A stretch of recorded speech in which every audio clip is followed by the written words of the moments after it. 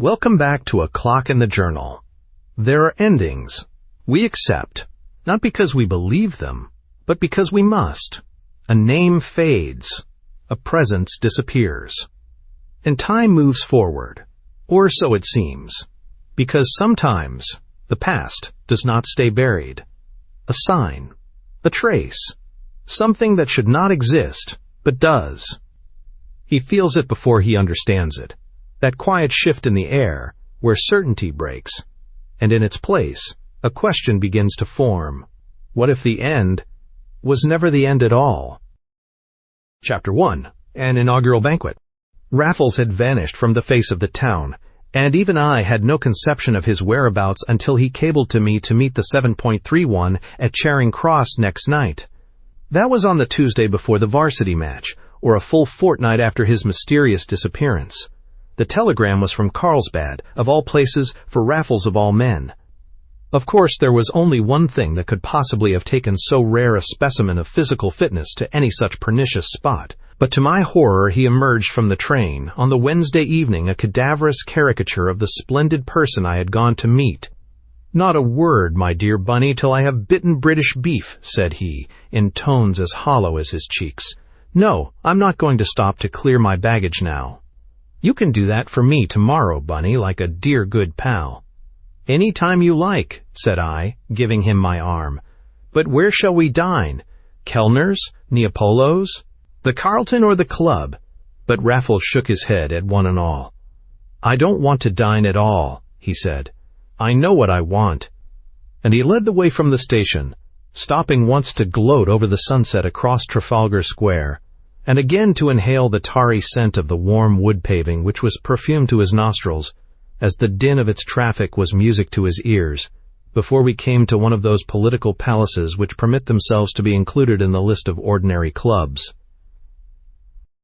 Raffles, to my surprise, walked in as though the marble hall belonged to him, and as straight as might be to the grill room, where white-capped cooks were making things hiss upon a silver grill. He did not consult me as to what we were to have. He had made up his mind about that in the train, but he chose the fillet steaks himself. He insisted on seeing the kidneys, and had a word to say about the fried potatoes, and the Welsh rarebit that was to follow. And all this was as uncharacteristic of the normal Raffles, who was least fastidious at the table, as the sigh with which he dropped into the chair opposite mine, and crossed his arms upon the cloth. "I didn't know you were a member of this place," said I, feeling really rather shocked at the discovery, but also that it was a safer subject for me to open than that of his late mysterious movements. "There are a good many things you don't know about me, Bunny," said he wearily. "Did you know I was in Carlsbad, for instance?" "Of course I didn't." "Yet you remember the last time we sat down together?" "You mean that night we had supper at the Savoy?" "It's only 3 weeks ago, Bunny." "It seems months to me." "And years to me," cried Raffles. "But surely you remember that lost tribesman at the next table, with the nose like the village pump, and the wife with the emerald necklace?" "I should think I did," said I. "You mean the great Dan Levy, otherwise Mr. Shylock?" "Why, you told me all about him, A.J." "Did I? Then you may possibly recollect that the Shylocks were off to Carlsbad the very next day. It was the old man's last orgy before his annual cure, and he let the whole room know it. Ah, Bunny, I can sympathize with the poor brute now. But what on earth took you there, old fellow? Can you ask? Have you forgotten how you saw the emeralds under their table when they'd gone, and how I forgot myself and ran after them with the best necklace I'd handled since the days of Lady Melrose?" I shook my head, partly in answer to his question, but partly also over a piece of perversity which still rankled in my recollection. But now I was prepared for something even more perverse. "You were quite right," continued Raffles, recalling my recriminations at the time. "It was a rotten thing to do. It was also the action of a tactless idiot, since anybody could have seen that a heavy necklace like that couldn't have dropped off without the wearer's knowledge." "You don't mean to say she dropped it on purpose?" I exclaimed with more interest, for I suddenly foresaw the remainder of his tale. "I do," said Raffles. "The poor old pet did it deliberately when stooping to pick up something else. And all to get it stolen and delay their trip to Carlsbad, where her swab of a husband makes her do the cure with him, I said I always felt that we had failed to fulfill an obvious destiny in the matter of those emeralds, and there was something touching in the way Raffles now sided with me against himself. "But I saw it the moment I had yanked them up," said he, "and heard that fat swine curse his wife for dropping them. He told her she'd done it on purpose, too. He hit the nail on the head all right, but it was her poor head, and that showed me my unworthy impulse in its true light, Bunny. I didn't need your reproaches to make me realize what a skunk I'd been all round. I saw that the necklace was morally yours, and there was one clear call for me to restore it to you by hook, crook, or barrel. I left for Carlsbad as soon after its wrongful owners as prudence permitted." "Admirable," said I, overjoyed to find old Raffles by no means in such bad form as he looked. "But not to have taken me with you, AJ, that's the unkind cut I can't forgive." "My dear Bunny, you couldn't have borne it," said Raffles solemnly. "The cure would have killed you. Look what it's done to me." "Don't tell me you went through with it," I rallied him. "Of course I did, Bunny. I played the game like a prayer book." "But why? In the name of all that's wanton." "You don't know Carlsbad, or you wouldn't ask. The place is squirming with spies and humbugs." If I had broken the rules one of the prize humbugs laid down for me, I should have been spotted in a tick by a spy, and bowled out myself for a spy and a humbug rolled into one. Oh, Bunny, if old man Dante were alive today, I should commend him to that sink of salubrity for the redraw material of another and a worse inferno. The steaks had arrived, smoking hot, with a kidney apiece and lashings of fried potatoes, and for a divine interval, as it must have been to him, Raffles's only words were to the waiter, and referred to successive tankards of bitter, with the superfluous rider that the man who said we couldn't drink beer was a liar. But indeed I never could myself, and only achieved the impossible in this case out of sheer sympathy with Raffles. And eventually I had my reward, in such a recital of malignant privation as I cannot trust myself to set down in any words but his. "No, Bunny, you couldn't have borne it for half a week. You'd have looked like that all the time," quoth Raffles. I suppose my face had fallen, as it does too easily, at his aspersion on my endurance. "Cheer up, my man, that's better," he went on, as I did my best. But it was no smiling matter out there. No one does smile after the first week. Your sense of humor is the first thing the cure eradicates. There was a hunting man at my hotel, getting his weight down to ride a special thoroughbred, and no doubt a cheery dog at home.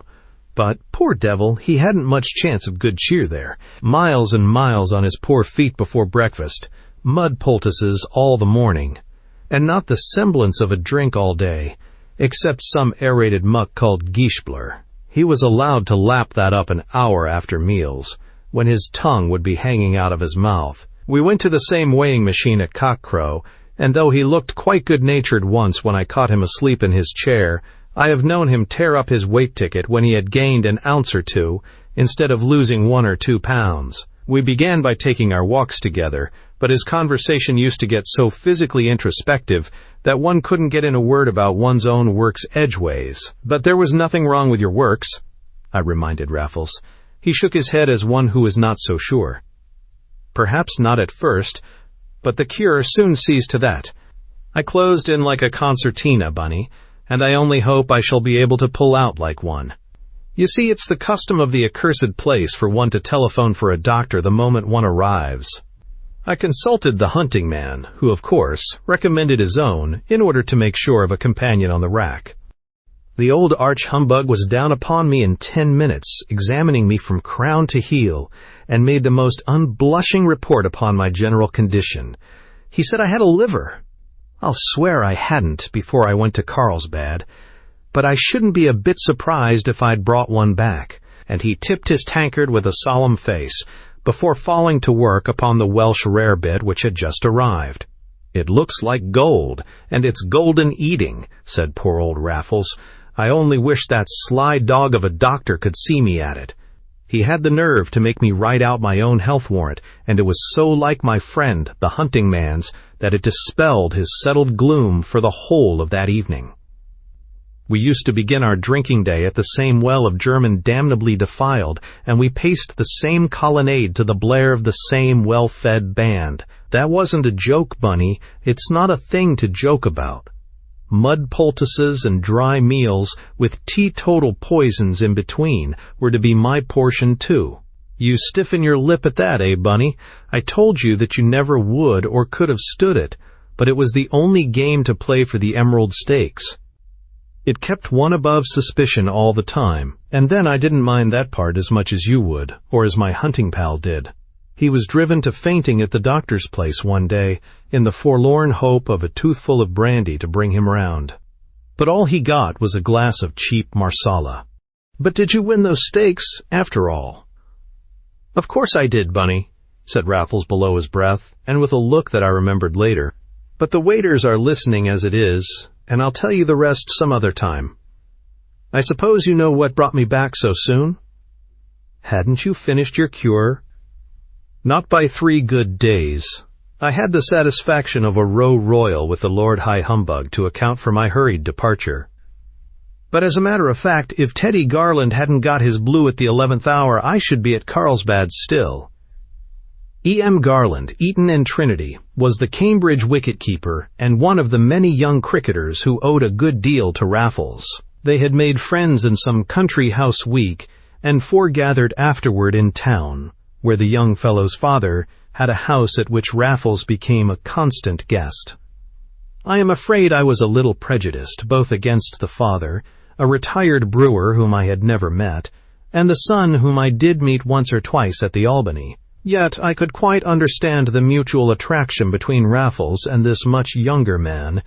Indeed, he was a mere boy, but, like so many of his school, he seemed to have a knowledge of the world beyond his years, and withal such a spontaneous spring of sweetness and charm as neither knowledge nor experience could sensibly pollute. And yet I had a shrewd suspicion that wild oats had been somewhat freely sown, and that it was Raffles who had stepped in and taken the sower in hand, and turned him into the stuff of which blues are made. At least I knew that no one could be sounder friend or saner counselor to any young fellow in need of either, and many there must be to bear me out in their hearts, but they did not know their Raffles as I knew mine, and if they say that was why they thought so much of him, let them have patience, and at last they shall hear something that need not make them think the less.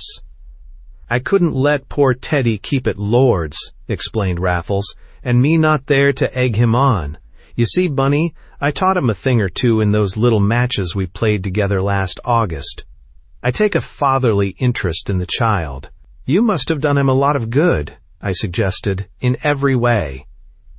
Raffles looked up from his bill and asked me what I meant. I saw he was not pleased with my remark, but I was not going back on it. Well, I should imagine you had straightened him out a bit, if you ask me. I didn't ask you, Bunny. That's just the point, said Raffles, and I watched him tip the waiter without the least arira pensy on either side. After all, said I, on our way down the marble stair, you have told me a good deal about the lad.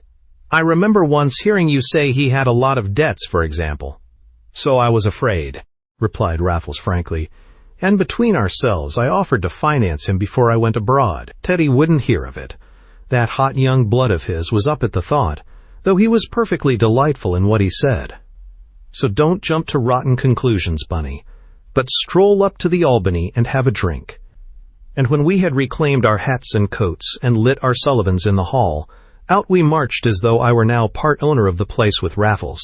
That, said I, to effect a thorough change of conversation, since I felt at one with all the world, is certainly the finest grill in Europe.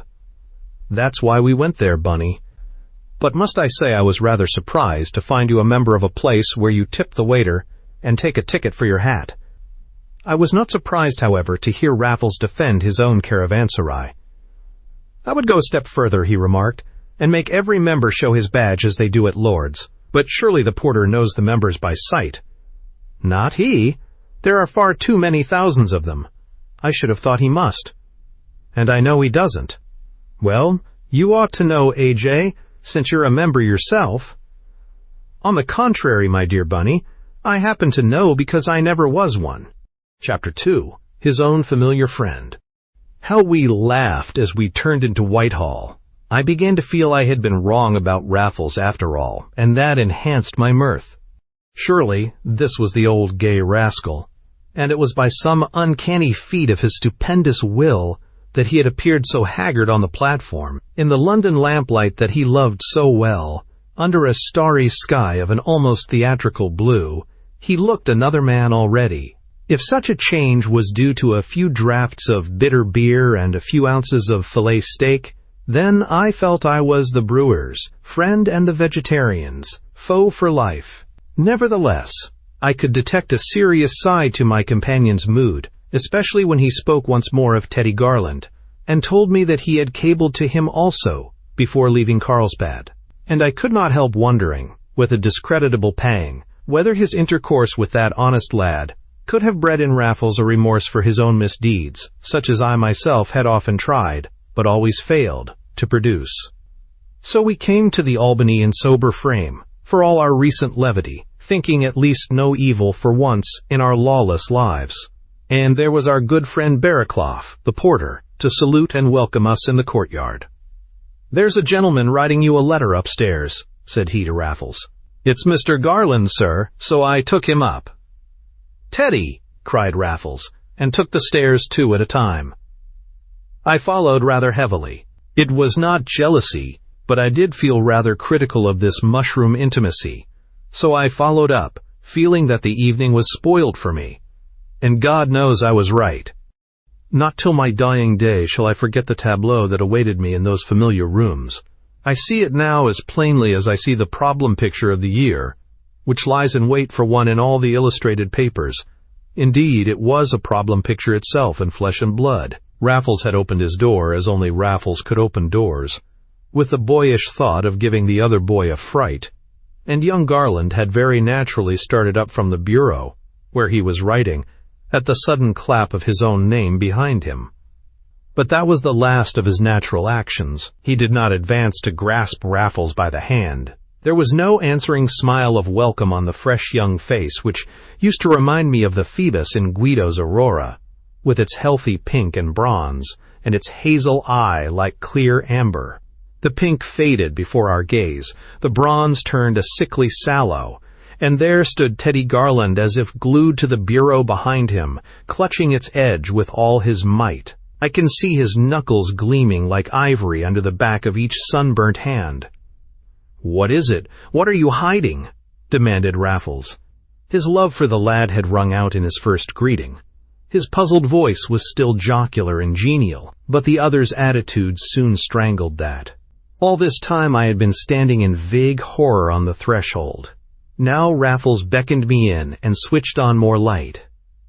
It fell full upon a ghastly and a guilty face, that yet stared bravely in the glare.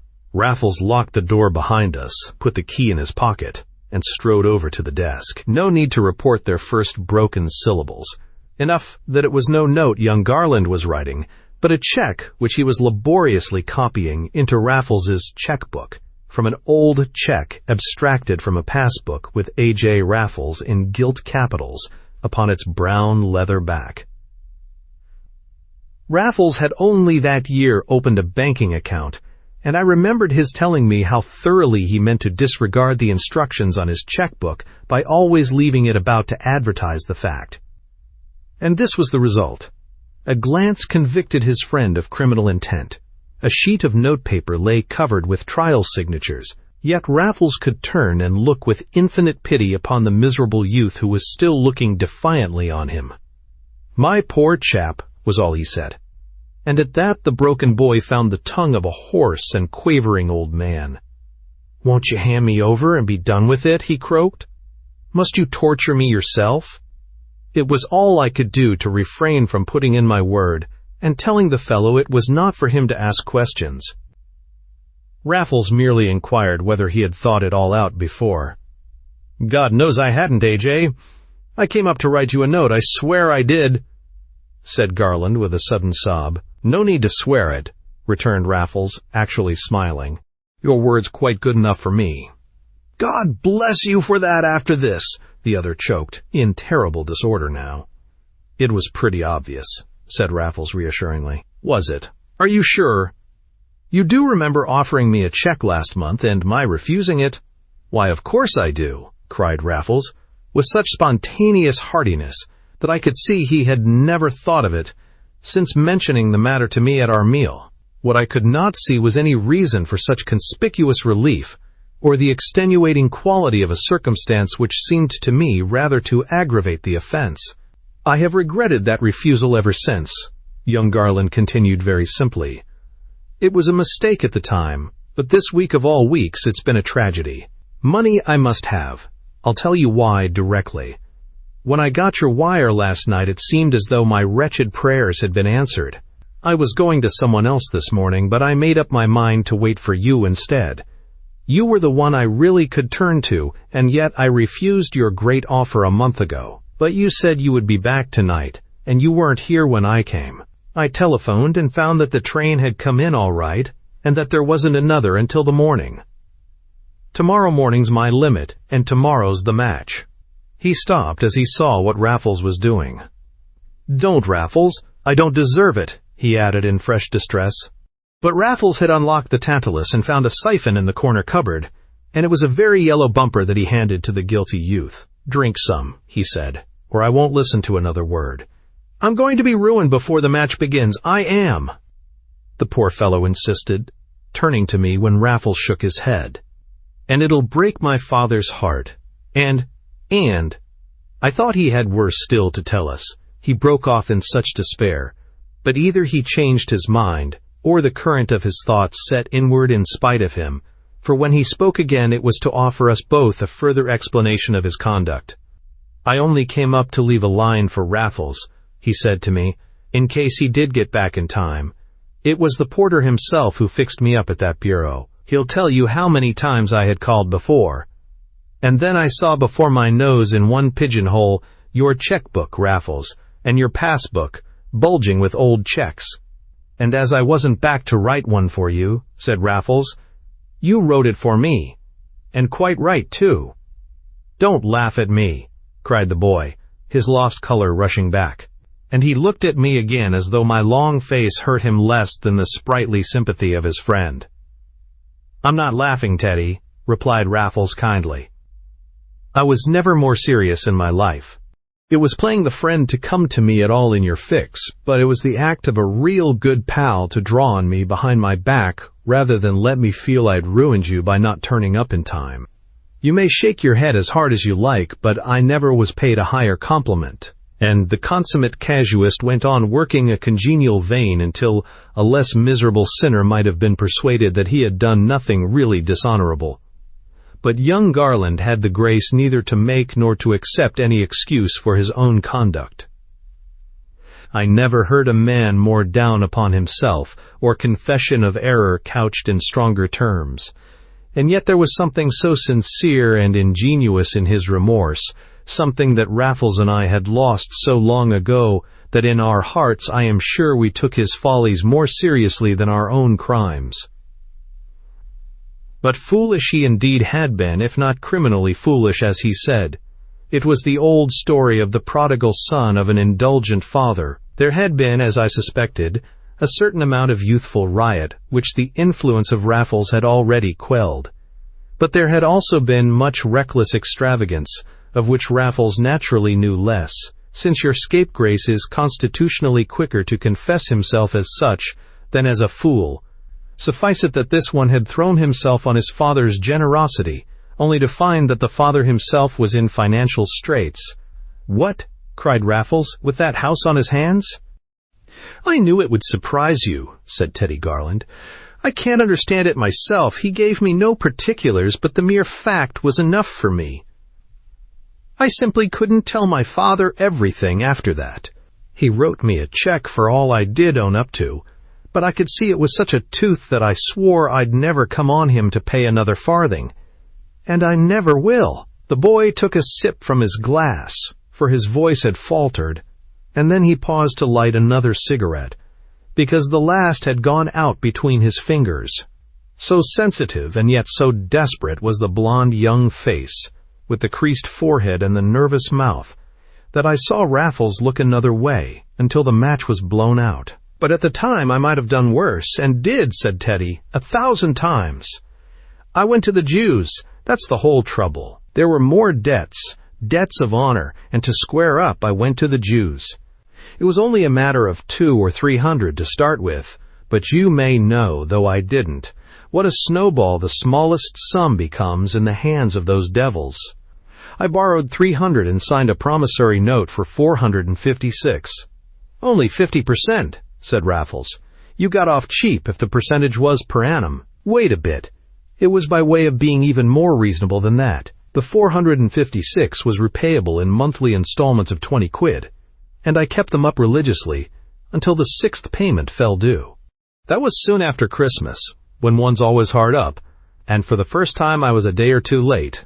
Not more, mind you. Yet, what do you suppose happened? My check was returned, and the whole blessed balance demanded on the nail." Raffles was following intently, with that complete concentration which was a signal force in his equipment. His face no longer changed at anything he heard. It was as strenuously attentive as that of any judge upon the bench. Never had I clearer vision of the man he might have been but for the kink in his nature which had made him what he was. "The promissory note was for 456, said he. "And this sudden demand was for the lot less the 100 you had paid?" "That's it." "What did you do?" I asked, not to seem behind Raffles in my grasp of the case. "Told them to take my installment or go to blazes for the rest." "And they?" "Absolutely dropped the whole thing until this very week, and then come down on me for, what do you suppose?" "Getting on for 1,000, said Raffles after a moment's thought. "Nonsense," I cried. Garland looked astonished too. "Raffles knows all about it," said he. 700 was the actual figure. I needn't tell you I have given the bounders a wide berth since the day I raised the wind, but I went and had it out with them over this. And half the 700 is for default interest, I'll trouble you, from the beginning of January down to date. Had you agreed to that?" "Not to my recollection, but there it was, as plain as a pikestaff on my promissory note. A halfpenny in the shilling per week over and above everything else when the original interest wasn't forthcoming." "Printed or written on your note of hand?" Printed small, I needn't tell you, but quite large enough for me to read when I signed the cursed bond. In fact, I believe I did read it, but a halfpenny a week. Who could ever believe it would mount up like that? But it does. It's right enough, and the long and short of it is that unless I pay up by 12 o'clock tomorrow, the governor's to be called in to say whether he'll pay up for me or see me made a bankrupt under his nose. 12 o'clock, when the match begins. Of course they know that, and are trading on it. Only this evening I had the most insolent ultimatum, saying it was my dead and last chance. "So then you came round here?" "I was coming in any case. I wish I'd shot myself first." "My dear fellow, it was doing me proud. Don't let us lose our sense of proportion, Teddy." But young Garland had his face upon his hand, and once more he was the miserable man who had begun brokenly to unfold the history of his shame. The unconscious animation produced by the mere unloading of his heart, the natural boyish slang with which his tale had been freely garnished, had faded from his face, had died upon his lips. Once more he was a soul in torments of despair and degradation, and yet once more did the absence of the abject in man and manner redeem him from the depths of either. In these moments of reaction he was pitiful, but not contemptible, much less unlovable. Indeed, I could see the qualities that had won the heart of Raffles, as I had never seen them before. There is a native nobility, not to be destroyed by a single descent into the ignoble, an essential honesty too bright and brilliant to be dimmed by incidental dishonor, and both remained to the younger man, in the eyes of the other two, who were even then determining to preserve in him all that they themselves had lost. The thought came naturally enough to me, and yet I may well have derived it from a face that for once was easy to read, a clear-cut face that had never looked so sharp in profile or, to my knowledge, half so gentle in expression. "And what about these Jews?" asked Raffles at length. "There's really only one." Are we to guess his name? No, I don't mind telling you. It's Dan Levy. Of course it is, cried Raffles with a nod for me. Our Mr. Shylock in all his glory. Teddy snatched his face from his hands. You don't know him, do you? I might almost say I know him at home, said Raffles, but as a matter of fact, I met him abroad. Teddy was on his feet. But do you know him well enough? Certainly. I'll see him in the morning. But I ought to have the receipts for the various installments you have paid, and perhaps that letter saying it was your last chance. Here they all are, said Garland, producing a bulky envelope. But of course I'll come with you. Of course you'll do nothing of the kind, Teddy. I won't have your eye put out for the match by that old ruffian, and I'm not going to let you sit up all night either. Where are you staying, my man? Nowhere yet. I left my kit at the club. I was going out home if I'd caught you early enough. Stout fellow, you stay here. My dear old man, I couldn't think of it, said Teddy gratefully. My dear young man, I don't care whether you think of it or not. Here you stay, and moreover you turn in at once. I can fix you up with all you want, and Barraclaw shall bring your kit round before you're awake. But you haven't got a bed, Raffles? You shall have mine. I hardly ever go to bed. Do I, Bunny? I've seldom seen you there, said I. But you were traveling all last night?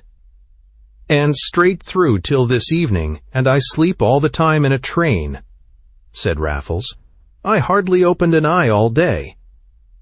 If I turned in tonight, I shouldn't get a wink.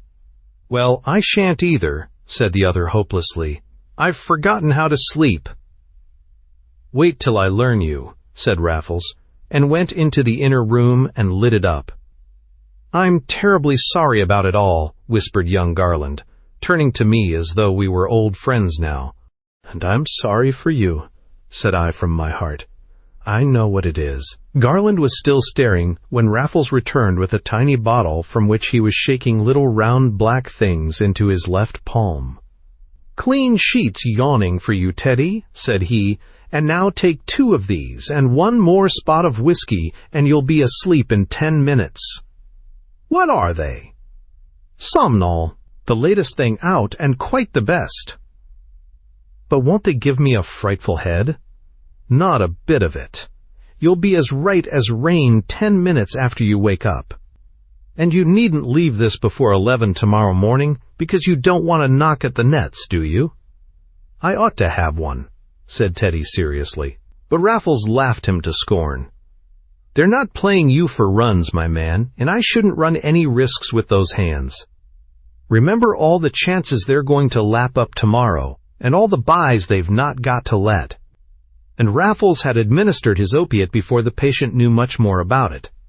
Next minute he was shaking hands with me, and the minute after that, Raffles went in to put out his light. He was gone some little time, and I remember leaning out of the window in order not to overhear the conversation in the next room. The night was nearly as fine as ever. The starry ceiling over the Albany courtyard was only less beautifully blue than when Raffles and I had come in a couple of hours ago. The traffic in Piccadilly came as crisply to the ear as on a winter's night of hard frost. It was a night of wine and sparkling wine, and the day at Lord's must surely be a day of nectar. I could not help wondering whether any man had ever played in the university match with such a load upon his soul as E.M. Garland was taking to his forced slumbers, and then whether any heavy-laden soul had ever hit upon 2 such brother confessors as Raffles and myself. Chapter 3. Council of War. Raffles was humming a snatch of something too choice for me to recognize when I drew in my head from the glorious night. The folding doors were shut, and the grandfather's clock on one side of them made it almost midnight. Raffles would not stop his tune for me, but he pointed to the siphon and decanter, and I replenished my glass. He had a glass beside him also, which was less usual. But he did not sit down beside his glass. He was far too fidgety for that, even bothering about a pair of pictures which had changed places under some zealous hand in his absence, or rather 2 of Mr. Hollier's fine renderings of Watts and Burne-Jones, of which I had never seen Raffles take the slightest notice before. but it seemed that they must hang where he had hung them, and for once I saw them hanging straight. The books had also suffered from good intentions. He gave them up with a shrug. Archives and arcana he tested or examined, and so a good many minutes passed without a word. But when he stole back into the inner room after waiting a little at the folding doors, there was still some faint strain upon his lips. It was only when he returned, shutting the door none too quietly behind him, that he stopped humming and spoke out with a grimmer face than he had worn all night. "That boy's in a bigger hole than he thinks. But we must pull him out between us before play begins. It's one clear call for us, Bunny." "Is it a bigger hole than you thought?" I asked, thinking myself of the conversation which I had managed not to overhear. "I don't say that, Bunny, though I never should have dreamt of his old father being in one, too. I own I can't understand that. They live in a regular country house in the middle of Kensington, and there are only the two of them. But I've given Teddy my word not to go to the old man for the money, so it's no use talking about it." But apparently it was what they had been talking about behind the folding doors. It only surprised me to see how much Raffles took it to heart. "So you have made up your mind to raise the money elsewhere?" "Before that lad in there opens his eyes." "Is he asleep already?" "Like the dead," said Raffles, dropping into his chair and drinking thoughtfully. "And so he will be till we wake him up. It's a ticklish experiment, Bunny, but even a splitting head for the first hour's play is better than a sleepless night. I've tried both, so I ought to know. I shouldn't even wonder if he did himself more than justice tomorrow. One often does when just less than fit. It takes off that dangerous edge of over-keenness which so often cuts one's own throat. But what do you think of it all, AJ?" "Not so much worse than I let him think I thought." "But you must have been amazed?" "I am past amazement at the worst thing the best of us ever does, and contrariwise, of course. Your rich man proves a pauper, and your honest man plays the knave. We're all of us capable of every damned thing. But let us thank our stars and teddies that we got back just when we did." "Why at that moment?" Raffles produced the unfinished check, shook his head over it, and sent it fluttering across to me. "Was there ever such a childish attempt? They'd have kept him in the bank while they sent for the police. If ever you want to play this game, Bunny, you must let me coach you up a bit." "But it was never one of your games, AJ." "Only incidentally once or twice. It never appealed to me," said Raffles, sending expanding circlets of smoke to crown the girls on the golden stair that was no longer tilted in a leaning tower. "No, Bunny, an occasional exeat at school is my modest record as a forger, though I admit that augured ill. Do you remember how I left my checkbook about on purpose for what's happened? To be sinned against instead of sinning, in all the papers, would have set one up as an honest man for life. I thought, God forgive me, of poor old Barraclough or somebody of that kind, and to think it should be the friend in whom my soul confided. Not that I ever did confide in him, Bunny, much as I love this lad." Despite the tense of that last statement, it was the old Raffles who was speaking now. The incisively cynical old Raffles that I still knew the best. The Raffles of the impudent quotations and gentil jeu d'esprit. This Raffles only meant half he said, but had generally done the other half. I met his mood by reminding him, out of his own Whitaker, that the sun rose at 3.51, in case he thought of breaking in anywhere that night. I had the honor of making Raffles smile. "I did think of it, Bunny," said he, "but there's only one crib that we could crack in decency for this money, and our Mr. Shylock's is not the sort of city that Caesar himself would have taken extraordinary. It's a case for the testudo and all the rest of it. You must remember that I've been there, Bunny. At least I've visited his moving tent, if one may jump from an ancient to an ancient and modern. And if that was as impregnable as I found it, his permanent citadel must be perched upon the very rock of defense." "You must tell me about that, Raffles," said I, tiring a little of his kaleidoscopic metaphors. Let him be as elusive as he liked when there was no risky work on hand, and I was his lucky and delighted audience till all hours of the night or morning. But for a deed of darkness I wanted fewer fireworks, a steadier light from his intellectual lantern, And yet these were the very moments that inspired his pyrotechnic displays. "Oh, I shall tell you all right," said Raffles, "but just now the next few hours are of more importance than the last few weeks. Of course Shylock's the man for our money, but knowing our tribesmen as I do, I think we had better begin by borrowing it like simple Christians. Then we have it to pay back again. And that's the psychological moment for raiding our miser's sunless coffers, if he happens to have any. It will give us time to find out." "But he doesn't keep open office all night," I objected. "But he opens at 9 o'clock in the morning," said Raffles, to catch the early stockbroker who would rather be bled than hammered. "Who told you that?" "Our Mrs. Shylock. You must have made great friends with her?" "More in pity than for the sake of secrets." "But you went where the secrets were?" "And she gave them away wholesale." "She would," I said, "to you." "She told me a lot about the impending libel action." "Shylock versus Fact?" "Yes. It's coming on before the vacation, you know." "So I saw in some paper." "But you know what it's all about, Bunny?" "No, I don't." "Another old rascal, the Maharaja of Hattipur, and his perfectly fabulous debts. It seems he's been in our Mr. Shylock's clutches for years, but instead of taking his pound of flesh, he's always increasing the amount. Of course, that's the whole duty of moneylenders, but now they say the figure runs well into 6. No one has any sympathy with that old heathen. He's said to have been a pal of Nana's before the mutiny, and in it up to the neck he only saved by turning against his own lot in time.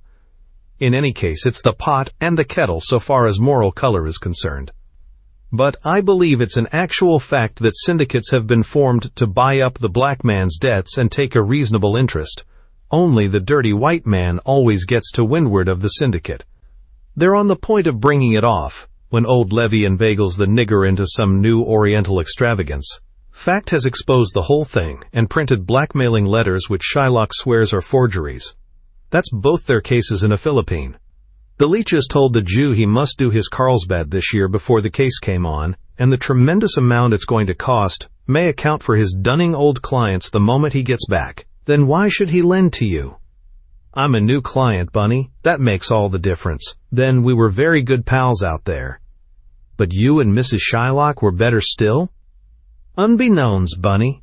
She used to tell me her troubles when I lent her an arm and took due care to look a martyr. My hunting friend had coarse metaphors about heavy weights and the knacker's yard. And yet you came away with the poor soul's necklace? Raffles was tapping the chronic cigarette on the table at his elbow. He stood up to light it, as one does stand up to make the dramatic announcements of one's life, and he spoke through the flame of the match as it rose and fell between his puffs. "No, Bunny, I did not." "But you told me you won the Emerald Stakes," I cried, jumping up in my turn. "So I did, Bunny, but I gave them back again. You gave yourself away to her, as she'd given him away to you." "Don't be a fool, Bunny," said Raffles, subsiding into his chair. "I can't tell you the whole thing now, but here are the main heads. They're at the Savoy Hotel. In Carlsbad, I mean. I go to Pups. We meet. They stare. I come out of my British shell as the humble hero of the affair at the other Savoy. I crab my hotel. They swear by theirs. I go to see their rooms. I wait till I can get the very same thing immediately overhead on the second floor, where I can even hear the old swine cursing her from under his mud poultice.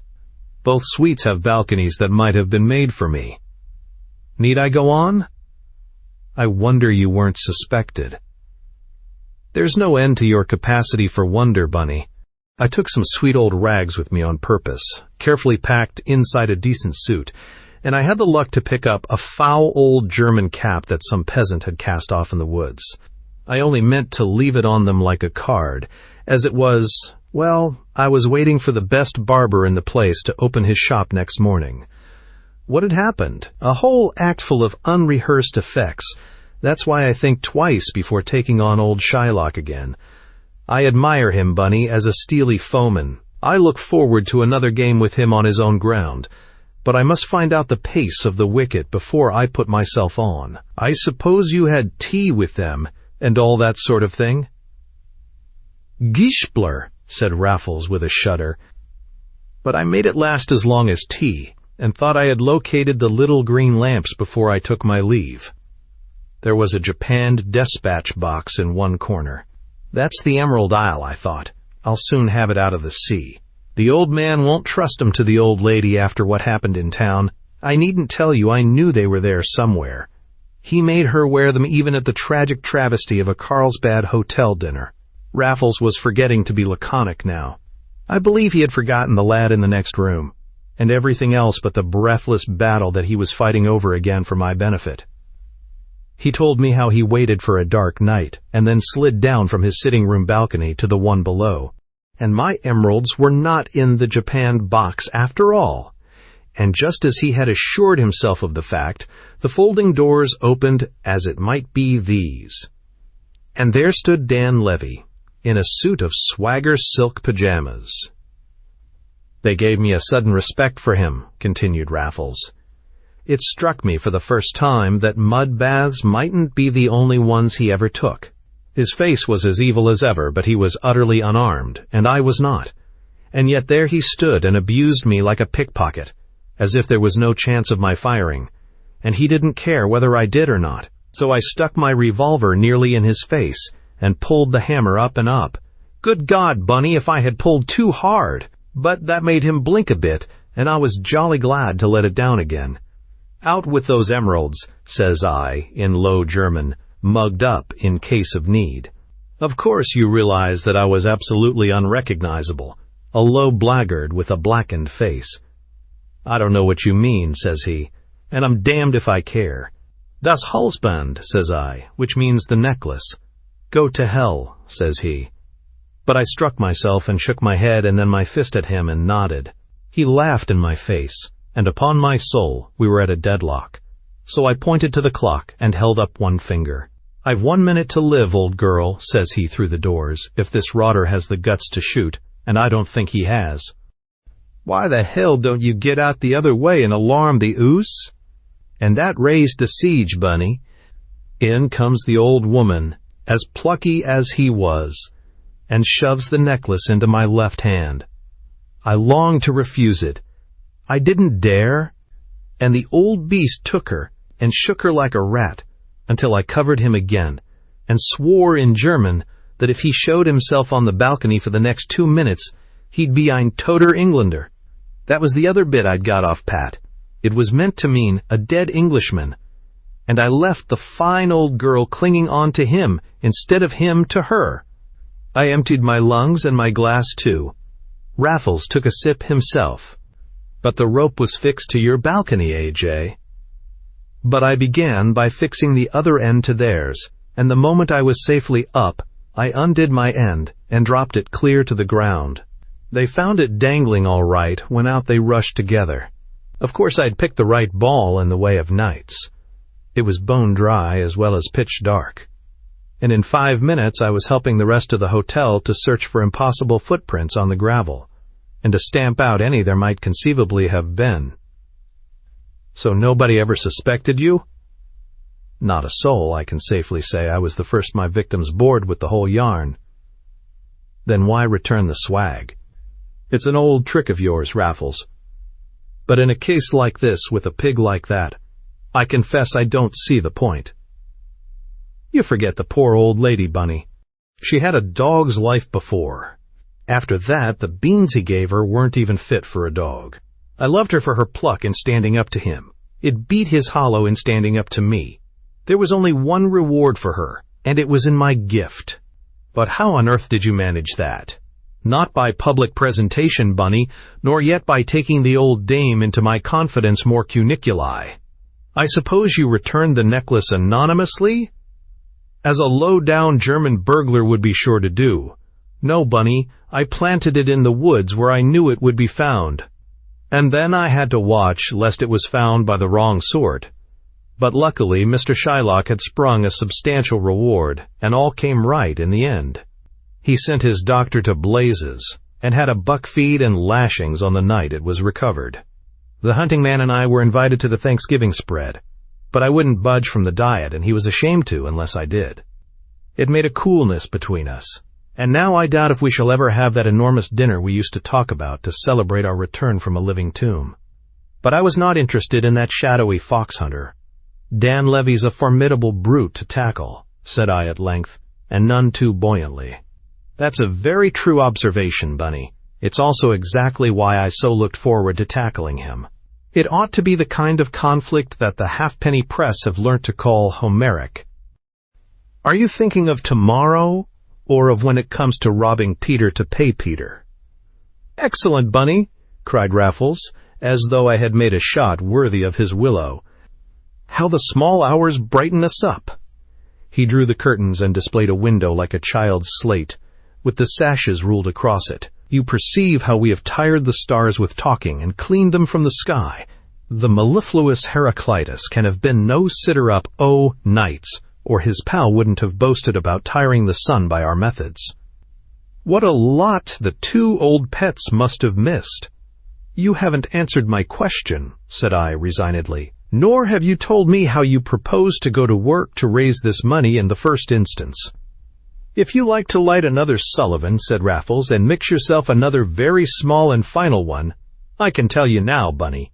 And tell me he did.